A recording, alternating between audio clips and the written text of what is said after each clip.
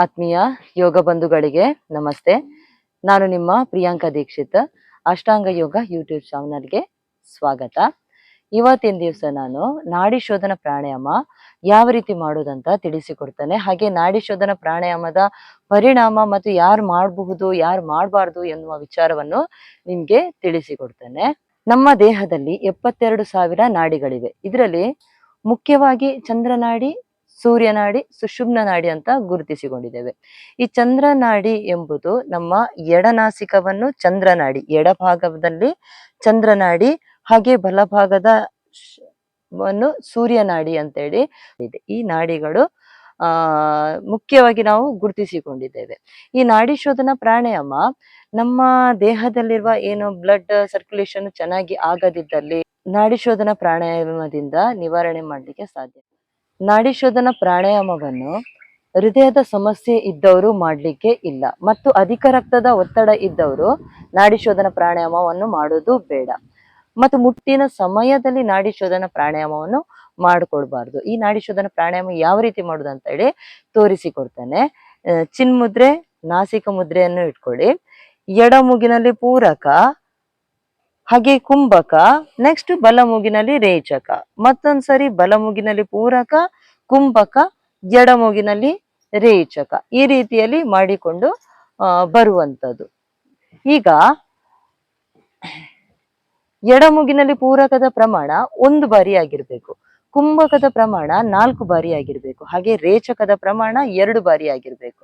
ಮಾಡಿ ತೋರಿಸ್ತೇನೆ ಒಮ್ಮೆ. ಈಗ ಎಡ ಮೂಗಿನಲ್ಲಿ ಪೂರಕ, ಕುಂಭಕ,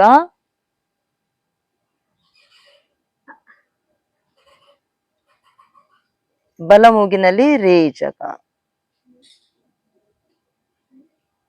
ಹಾಗೆ ಬಲ ಮೂಗಿನಲ್ಲಿ ಪೂರಕ, ಕುಂಭಕ,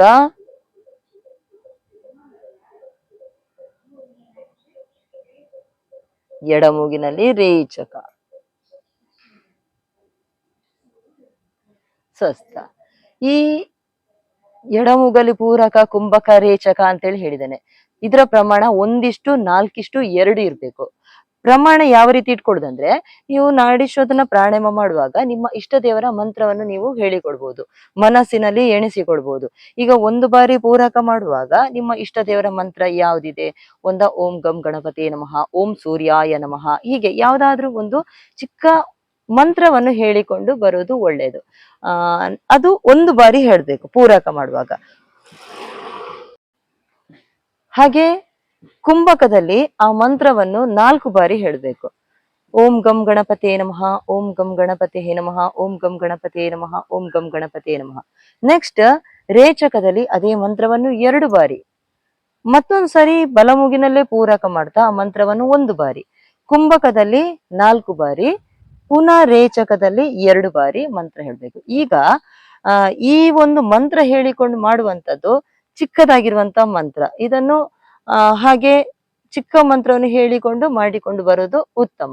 ನೆಕ್ಸ್ಟ್ ಇದನ್ನು ಗಾಯತ್ರಿ ಮಂತ್ರ ಹೇಳುವಷ್ಟು ನಿಮ್ಮ ಉಸಿರಾಟ ಕ್ರಿಯೆ ಹಿಡಿತಕ್ಕೆ ಬರಬೇಕು, ದೀರ್ಘವಾಗ್ತಾನೆ ಹೋಗ್ಬೇಕು. ಎಡಮುಗದಲ್ಲಿ ಪೂರಕ, ಕುಂಭಕ, ಬಲಮೂಗಲಿ ರೇಚಕ, ಬಲಮೂಗಲಿ ಪೂರಕ, ಕುಂಭಕ, ಎಡಮೂಗಲಿ ರೇಚಕ. ಇದು ನೀವು ಒಂದು ಗಾಯತ್ರಿ ಮಂತ್ರ 1 ಬಾರಿ, ಹಾಗೆ ಗಾಯತ್ರಿ ಮಂತ್ರ 4 ಬಾರಿ ಕುಂಭಕದಲ್ಲಿ, ಮತ್ತೆ ರೇಚಕದಲ್ಲಿ 2 ಬಾರಿ ಗಾಯತ್ರಿ ಮಂತ್ರ, ಹೀಗೆ ಹೇಳುವಷ್ಟು ದೀರ್ಘವಾಗಿ ಉಸಿರಾಟ ಕ್ರಿಯೆ ನಡೀತಾ ಹೋಗ್ಬೇಕು. ನಿಮ್ಗೀಗ ಫಸ್ಟಿಗೆ ನಿಮಗೆ ಗಾಯತ್ರಿ ಮಂತ್ರ ಹೇಳಿಕೊಂಡು ನಾಡಿ ಶೋಧನ ಮಾಡ್ಲಿಕ್ಕೆ ಕಷ್ಟ ಆಗುವಂಥದ್ದು ಸಂದರ್ಭ ಹೆಚ್ಚಾಗಿರ್ತದೆ. ಅದಕ್ಕಾಗಿ ಚಿಕ್ಕ ಮಂತ್ರವನ್ನು ಹೇಳಿ ನಾಡಿ ಶೋಧನ ಮಾಡಿಕೊಂಡು ಬನ್ನಿ. ಈ ನಾಡಿ ಶೋಧನ ಪ್ರಾಣಾಯಾಮವನ್ನು ಶಿವ ಸಂಕಲ್ಪ ಇಟ್ಟುಕೊಂಡು ಮಾಡುವಂಥದ್ದು ಇದೆ. ಒಂದು ಚಿಕ್ಕ ಮಂತ್ರ ಹೇಳಿ ಮಾಡುವಂಥದ್ದು, ಇನ್ನೊಂದು ಗಾಯತ್ರಿ ಮಂತ್ರ ಹೇಳಿಕೊಂಡು ಮಾಡುವಂಥದ್ದು, ನೆಕ್ಸ್ಟ್ ಶಿವ ಸಂಕಲ್ಪ ಮಾಡಿಕೊಂಡು. ನಾವು ಪೂರಕದಲ್ಲಿ ಇಷ್ಟೊಂದು ಪರಿಶುದ್ಧವಾದಂತಹ ಪ್ರಾಣವಾಯು ನನ್ನ ಎಡ ಮೂಗಿನಿಂದ ನನ್ನ ದೇಹದೊಳಗೆ ಪ್ರವೇಶಿಸಿ ಅಂತ ಹೇಳುವಷ್ಟು ಪೂರಕ ಮಾಡಿಕೊಡ್ಬೇಕು. ನೆಕ್ಸ್ಟ್ ಕುಂಭಕದಲ್ಲಿ ನನ್ನ ದೇಹದೊಳಗೆ ಪರಿಶುದ್ಧವಾದಂತಹ ಪ್ರಾಣವಾಯು ನನ್ನ ದೇಹದ ಒಳಗೆ ಹೋಗಿ ನನ್ನ ದೇಹದ ಒಳಗಿರುವಂತಹ ನಕಾರಾತ್ಮಕ ಶಕ್ತಿಗಳನ್ನು ಕಾಮ ಕ್ರೋಧ ಮೋಹ ಲೋಭ ಮದ ಮಾತ್ಸರ್ಯ ಯಾವುದೇ ನನ್ನ ದೇಹದೊಳಗೆ ವೈರಿಗಳಿದ್ರು ಎಲ್ಲವನ್ನು ಭಗವಂತ ಅನಾರೋಗ್ಯಗಳು ಏನೇ ಕಾಯಿಲೆಗಳು ಏನಾದ್ರೂ ಇದ್ದಲ್ಲಿ ಎಲ್ಲವನ್ನು ನನ್ನ ದೇಹದಿಂದ ಸಂಪೂರ್ಣವಾಗಿ ಹೊರಗಾಕು ಅಂತೇಳಿ ರೇಚಕದಲ್ಲಿ ಉಸಿರನ್ನು ಹೊರಗೆ ಹಾಕ್ತಾ ನನ್ನ ದೇಹದಿಂದ ನನ್ನ ಮನಸ್ಸಿನಿಂದ ಸಂಪೂರ್ಣವಾಗಿ ಹೊರಗೆ ಹಾಕು ಅಂತ ಹೇಳ್ಕೊಂಡು ರೇಚಕ ಮಾಡ್ತಾ ಸಂಕಲ್ಪ ಮಾಡಿಕೊಳ್ಳುವಂಥದ್ದು. ಮತ್ತು ಪುನಃ ಪೂರಕ ಬಲಮುಗಿನಲ್ಲಿ ಪೂರಕ ಮಾಡುತ್ತಾ ಮತ್ತೊಂದ್ಸರಿ ಹೇಳುವಂಥದ್ದು. ಇಷ್ಟೊಂದು ಪರಿಶುದ್ಧವಾದಂತಹ ಪ್ರಾಣವಾಯು ನನ್ನ ಬಲನಾಸಿಕದಿಂದ ದೇಹದ ಒಳಗೆ ಹೋಗಿ ನಂತರ ಕುಂಭಕದಲ್ಲಿ ದೇಹದ ಒಳಗೆ ಇರುವಂತಹ ಯಾವುದೇ ಒಂದು ನಕಾರಾತ್ಮಕ ಶಕ್ತಿಯಾಗಿರ್ಲಿ ಅಥವಾ ಅನಾರೋಗ್ಯವಾಗಿರ್ಲಿ ಷಡ್ವೈರಿಗಳು ಏನೇ ನನ್ನೊಳಗೆ ಇರ್ಲಿ, ನನ್ನೊಳಗಿರುವಂತಹ ಪೂರ್ಣ ಒಂದು ನಕಾರಾತ್ಮಕ ಶಕ್ತಿಯನ್ನು ನನ್ನ ಎಡಮೂಗಿನಿಂದ ರೇಚಕ ಮಾಡ್ತಾ ಹೇಳ್ಬೇಕು. ಎಡಮೂಗಿನಿಂದ ಸಂಪೂರ್ಣವಾಗಿ ನನ್ನ ದೇಹದಿಂದ ಮನಸ್ಸಿನಿಂದ ಹೊರಗೆ ಹಾಕಿ ನನ್ನ ದೇಹವನ್ನು ಮನಸ್ಸನ್ನು ಪರಿಶುದ್ಧಗೊಳಿಸು ಭಗವಂತ ಅಂತ ಹೇಳ್ಕೊಂಡು ಪ್ರಾರ್ಥನೆ ಮಾಡಿಕೊಳ್ಳುವಂಥದ್ದು. ಇದನ್ನು ಶಿವ ಸಂಕಲ್ಪ ಅಂತೇಳಿ ಹೇಳುವಂಥದ್ದು. ಈ ರೀತಿ 3 ರೀತಿಯಲ್ಲಿ ಮಾಡುವಂಥದ್ದು. ನೀವು ಗಾಯತ್ರಿ ಮಂತ್ರ ಹೇಳಿ ಮನಸ್ಸಿನಲ್ಲಿ ಎಣಿಸಿಕೊಂಡು ನಾಡಿ ಶೋಧನೆ ಮಾಡುವಂಥದ್ದು ಗಾಯತ್ರಿ ಉಪಾಸನೆ ಅಂತೇಳಿ ಹೇಳುವಂಥದ್ದು ಇದೆ. ಈಗಾಗಾದ್ರೆ 3 ರೀತಿಯಲ್ಲಿ ಗೊತ್ತಾಯ್ತು. ಪೂರಕ, ಅಂತರ್ಕುಂಭಕ, ರೇಚಕ. ಇದೇ ರೀತಿ ಶುರುವಿಗೆ ಉಸಿರಾಟ ಕ್ರಿಯೆ ಚಿಕ್ಕದಾಗಿರ್ಲಿ, ನಂತರ ಗಾಯತ್ರಿ ಮಂತ್ರ ಹೇಳುವಷ್ಟು ಉಸಿರಾಟ ಕ್ರಿಯೆ ಮತ್ತೆ ಕುಂಭಕದ ಕ್ರಿಯೆ ದೀರ್ಘವಾಗ್ತಾ ಹೋಗ್ಬೇಕು. ನಾಡಿ ಶೋಧನ ಪ್ರಾಣಾಯಾಮವನ್ನು ನಾವು ಬ್ರಹ್ಮ ವಿಷ್ಣು ಮಹೇಶ್ವರರಿಗೆ ಹೋಲಿಸಿದ್ದೇವೆ, ತ್ರಿಮೂರ್ತಿಗಳಿಗೆ ಹೋಲಿಸಿದ್ದೇವೆ. ಅಂದ್ರೆ ಪೂರಕದಲ್ಲಿ ನಾವು ಪರಿಶುದ್ಧವಾದಂತಹ ಪ್ರಾಣವಾಯು ನನ್ನ ದೇಹದ ಒಳಗೆ ಪ್ರವೇಶಿಸಲಿ ಅಂತೇಳಿ ಶಿವ ಸಂಕಲ್ಪದಲ್ಲಿ ನಾವು ಮಾಡುವಂತದ್ದು ಇದೆ. ಪರಿಶುದ್ಧವಾದಂತಹ ಪ್ರಾಣವಾಯುವನ್ನು ನಾವು ಬ್ರಹ್ಮನಿಗೆ ಹೋಲಿಸಿದ್ದೇವೆ. ಅಂದ್ರೆ ನನ್ನ ದೇಹದೊಳಗೆ ಎಡ ಮೂಗಿನಲ್ಲಿ ದೇಹದೊಳಗೆ ಹೋದಂತಹ ಆ ಪ್ರಾಣ ಶಕ್ತಿ ನನ್ನ ದೇಹದ ಒಳಗೆ ಒಂದು ಶಕ್ತಿಯನ್ನು ಉತ್ಪಾದನೆ ಮಾಡುವುದಕ್ಕೆ ಅದನ್ನು ಬ್ರಹ್ಮನಿಗೆ ಹೋಲಿಸಿದ್ದೇವೆ. ಹಾಗೆ ಉತ್ಪಾದನೆಯಾದಂತಹ ಶಕ್ತಿ ನನ್ನ ದೇಹದ ಒಳಗೆ ಎಲ್ಲಾ ಪ್ರವೇಶಿಸಿ ನನ್ನ ದೇಹದೊಳಗಿರುವಂತಹ ಏನೇ ಕಲ್ಮಶಗಳು, ಕಾಮ ಕ್ರೋಧ ಮೋಹ ಲೋಭ ಮದ ಮಾತ್ಸರ್ಯಗಳು, ನಕಾರಾತ್ಮಕ ಶಕ್ತಿಗಳು ಏನೇ ಇರ್ಲಿ, ಅನಾರೋಗ್ಯವು ಇರ್ಲಿ, ವಿಷ್ಣುವಿನ ಹಾಗೆ ವಿಷ್ಣು ನಮ್ಮ ಸ್ಥಿತಿಕರ್ತ, ಅವನು ಏನು ಎಲ್ಲ ಕೆಲಸ ಕಾರ್ಯಗಳನ್ನು ಮಾಡುವಂತವನು.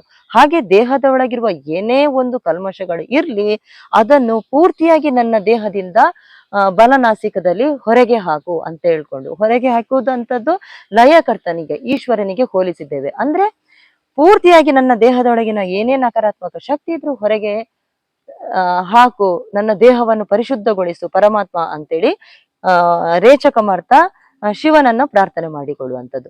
ಪುನಃ ಬಲನಾಸಿಕದಲ್ಲಿ ಪೂರಕ ಮಾಡ್ತಾ ಇಷ್ಟೊಂದು ಪರಿಶುದ್ಧವಾದಂತಹ ಪ್ರಾಣವಾಯು ನನ್ನ ದೇಹದ ಒಳಗೆ ಹೋಗಿ ನನ್ನ ದೇಹದ ಒಳಗೆ ಶಕ್ತಿಯನ್ನು ಉತ್ಪಾದನೆ ಮಾಡಿ ಬ್ರಹ್ಮನಿಗೆ ಹೋಲಿಸಿದ್ದೇವೆ.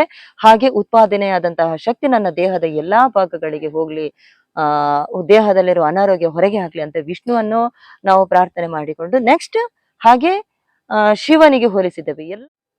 ಈ ನಾಡಿ ಶೋಧನ ಪ್ರಾಣಾಯಾಮವನ್ನು ಮಾಡುವ ಮೊದಲು ಅನುಲೋಮ ವಿಲೋಮ ಪ್ರಾಣಾಯಾಮ ಮಾಡುವುದು ಒಳ್ಳೆಯದು. ಎಡಮೂಗಿನಲ್ಲಿ ಪೂರಕ, ಬಲಮೂಗಿನಲ್ಲಿ ರೇಚಕ, ಬಲಮೂಗಲಿ ಪೂರಕ, ಎಡಮೂಗಲಿ ರೇಚಕ. ಈ ರೀತಿಯಲ್ಲಿ ಕ್ರಮಬದ್ಧವಾಗಿ ಮಾಡಿಕೊಂಡು ಬಂದ ನಂತರ ಕುಂಭಕದಲ್ಲಿರುವಂತದ್ದನ್ನು ಅಭ್ಯಾಸ ಮಾಡಬೇಕು.